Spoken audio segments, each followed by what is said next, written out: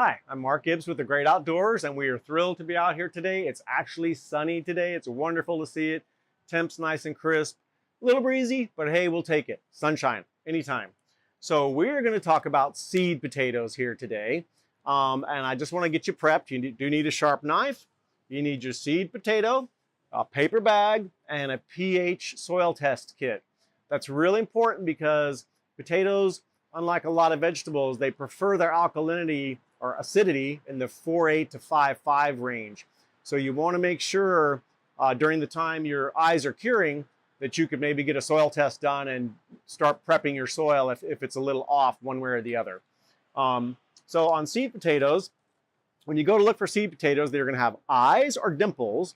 And the eyes are pretty obvious. You'll actually see this little shoot where the dimple is. And you want a seed potato that's got at least 4 or 5 eyes on it.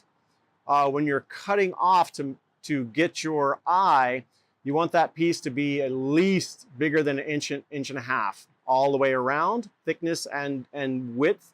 And then if you can have 2 eyes in one piece, that's great. If you've only got 1 eye, that's going to be fine. But 2 eyes typically will give you a much larger base when they start fruiting on the bottom. So I've already taken my sharp knife and I've used one of our babies over here. I've cut out one. I did get 2 eyes on this guy, so I'm very, very excited.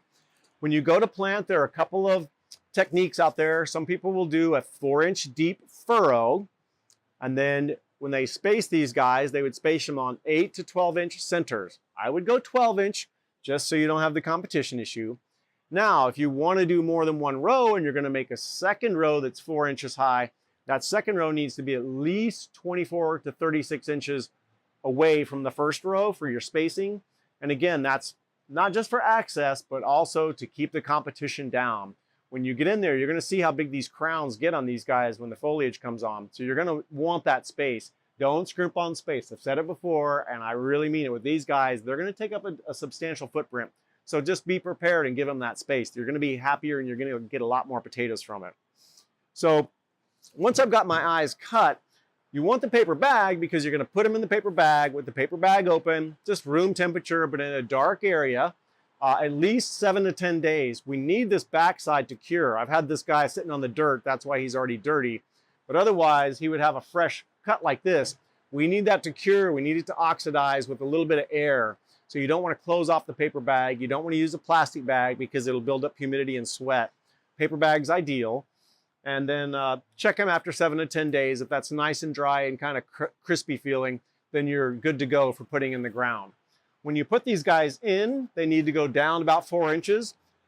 Here, what we've done, instead of doing a furrow that's 4 inches high and spaced out, we've got a nice raised donut. Ricky made this for us very, very cleverly. We're going to compact this down when we start watering it, and once that gets nice and firm, we'll pull this donut off, and that gives us our 4-inch raised bed with a footer underneath it. So when mama taps and those roots start going down there where the baby potatoes are going to come from, there's lots of room down in this trough to do that with. So my trowel's giving me a 4-inch depth. I know I'm deep enough. When these come out of the bag nice and dry, old school farmers will sometimes go ahead and dip them in a little bit of lime powder. They say it just keeps fungus down. If you have a wet season or a heavy soil that's not draining well, it'll keep the baby cutting from rotting out. I'm putting this down with the eye up. Just remember that eye goes up. It's not a root. It's going to be your shoot. So we want that eye up. I'm putting the soil back over very softly. You know how I preach about not packing it all down. The water's going to do that for us. Once we finish planting these other guys, we're even going to add a little bit more mulch to this. You need at least 3 or 4 inches of mulch. Part of that is if that shoot is going ahead and waking up and coming out, then it may be a little early and we don't want it to get frost damage. So we want to make sure that the mulch is there to protect that guy as it's peeking out of the soil to see where the sunshine is.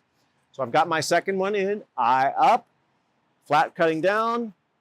If I didn't treat with the lime this time around, but we have a really well-controlled soil and we know we've got drainage. So when you've done your pH test, ways to get your acidity a little bit more balanced is to bring in some soil sulfur or some hydrated lime. Once you see what your soil test ratio is, And you'll take that and look at how much space you have, and that'll tell you how much you need to add. The bag will give you directions on how many pounds per square feet. Once you know your square footage and you see how off your alkalinity or acidity is, then you'll know how much of this to add per planting or in the entire bed space, just depending on how you want to do it.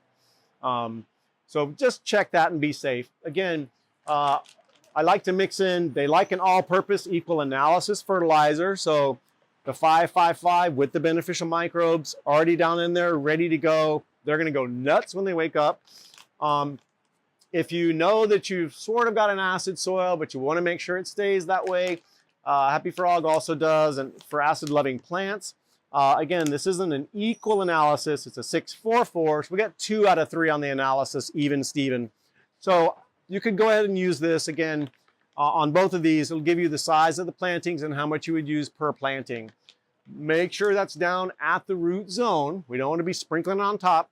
These roots are going to be 4 inches down when they start out. So we want to get that down there so those roots find them immediately and start feeding and feeding and feeding. We're going to come back to this later on. So check back with us in 4 to 6 weeks once we have our sprouts coming out. We need to just talk about a few more tips that you'll want to take into hand as you see those sprouts coming out, some things you can do to give them support. And then before we go, the second half of this trough, we're going to look at some asparagus shoots later on and show you how to plant those. That's what we're going to use this other half for. I can't wait for that. And then the veggie pod right now has just been ridiculous. We get to pass this every day going into the break room in the offices, but our broccoli is incredibly happy. We got a little baby head of cauliflower. It's so cool. And then again, our kale back here, getting all strong and happy. And I think we've got some, looks like some salad greens down in there. Yep, some arugula.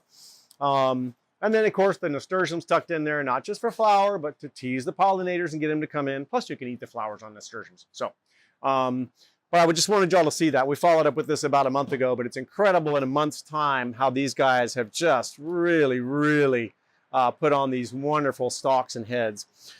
So again, if you have any questions on the seed potatoes, these are Yukon Golds. So please come into the nursery. We'd be glad to help you out, get you the right supplements, and follow up with any questions you might not have gotten in the video. Thanks for joining us, and I hope to see you here at the nursery.